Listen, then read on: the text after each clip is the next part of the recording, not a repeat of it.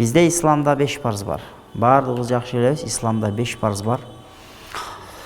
Бул İslamдын негизги түркүктөрү. Ошол İslamдагы 5 парздын бирөөсү зекет. Зекет деген өзү эмне? Зекет деген өзүнүн маанисине келсек, алдындар айтат, бул тазалоо деген мааниде. Тазалоо. Анткени Алла Таала ушундай кылып койгон, ар бир өлчөмү бар, байлыгы бар адамдардын өздөрүнүн өлчөмү бар. Ошол өлчөмгө жеткенде Алладан зекет берсин деп койду. Демек бул зекет деген сөз бул шарияттагы бир термин катары эсептелет. Демек зекет деген бул шарияттагы бир термин, бул деген өзүнчө бир ибадат. Намаз өзүнчө ибадат болсо, орозо өзүнчө ибадат болсо, бул зекет дагы өзүнчө бир улуу ибадаттардан болуп эсептелет. Мусулман адам баласы бардык ибадаттарды толугу менен аткарганга аракет кылыш керек. Демек, зекет ошол болду. Зекеттин түпкү мааниси тазалоо, арылуу болсо, шарияттагы мааниси бай адамдардын малынын өлчөмү кандайдыр бир белгилүү бир деңгээлге жеткенде, ошол малдан берилчү ибадат. Демек, ибадат бөлүнөт. Дене менен болгон ибадат, мал мүлк менен болгон ибадат. Демек, биз намаз окусак, бул дене менен болгон ибадат болуп атат. Орозо кармасак, бул дене менен болгон ибадат болуп атат. Тил менен болгон ибадат бар, жүрөк менен болгон ибадат бар, көз менен болгон ибадат бар, кулак менен болгон ибадат бар. Куран тиктесең, бул көз менен болгон ибадат. Жүрөгүңдө Аллахтын зикри чалсаң, бул жүрөк менен болгон ибадат. Кулагың менен Куран окусаң, бул кулагың менен болгон ибадат болуп атат да.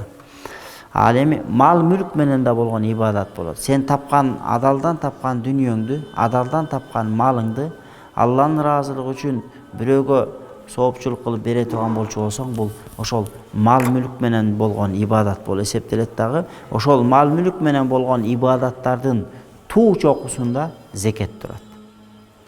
Зекет ушундай бир ибадат. Зекет исламдагы 5 парздын бирөөсү. Зекет жок десе, бул ислам жок деген сөз болот да. Нечен деген кылымдар бою мусулмандар зекетти берип келген. Зекетти кыяматка жери бериш керек. Hazreti Abu Bakr Siddiq радыйаллаху анху айткан: кимде-ким зекет менен намаздын ортосун бөлө турган болчу болсо, мен аларга согуш ачканга даярмын деген да. Ушунчалык деңгээлде намаз менен зекет Куранда дайыма жанаша келген. Акимус салата ва атус зака. Акимус сала, намазды тургузгула, намазды окугула, ва атус зака, жана зекет бергиле деген. Hazreti Abu Bakr Siddiq'тын учурунда, радыйаллаху анхунун учурунда, пайгамбарыбыздын көз өткөндөн кийин, Hazreti Abu Bakr Siddiq'ты халифа кылып мусулмандарга жетекчи кылып шайлангандан кийин, кээ бир адамдар Куранды туура эмес тафсирлеп, туура эмес түшүнгөндүктөн, алар зекет бул пайгамбарыбыздын тирүү кезинде гана парз болчу, пайгамбарыбыз зекетти алыш керек эле. Демек, пайгамбарыбыздын көз өткөндөн кийин, демек биз зекетти эч кимге беришке милдеттүү эмеспиз деп, Куранды туура эмес тафсирлеп, Куранды туура эмес түшүнгөндүгүнүн кесепетинен алар зекет бербей турган болгон. Ошондо Hazreti Abu Bakr Siddiq'тын белгилүү сөзү бар да.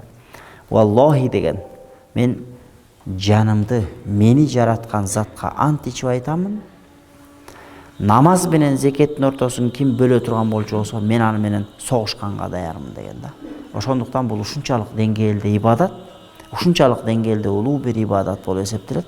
Ошондуктан бул ибадатты инкар кылбашыбыз керек. Бирок шариятта ар бир адамдын өзүнүн деңгээлине жараша ибадат бар. Мисалы үчүн бизге 30 күндүк орозо кармаш фарз боло турган болчу болсо, балакатка жетерек жаш наристе балдарга, кыздарга орозо парз эмес.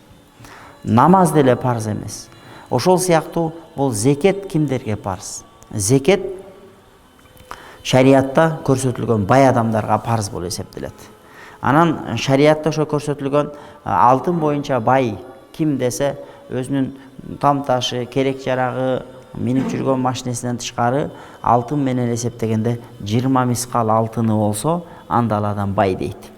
20 мискал алтынды бизде азыркы эсеп менен 85 грамм алтын болуп атат.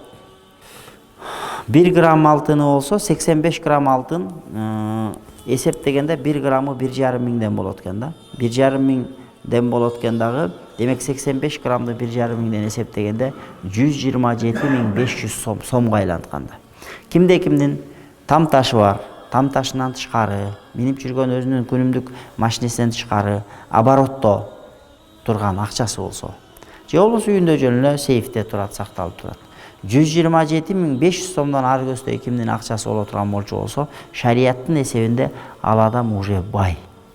Ал адам зекет бериш керек. Демек 127.500 сомдон быйылкы эсеп боюнча, бул жыл сайын эсеби чыгарылат, быйылкы эсеп боюнча ошол 127.500 деп эсептеп тактап чыгарышты.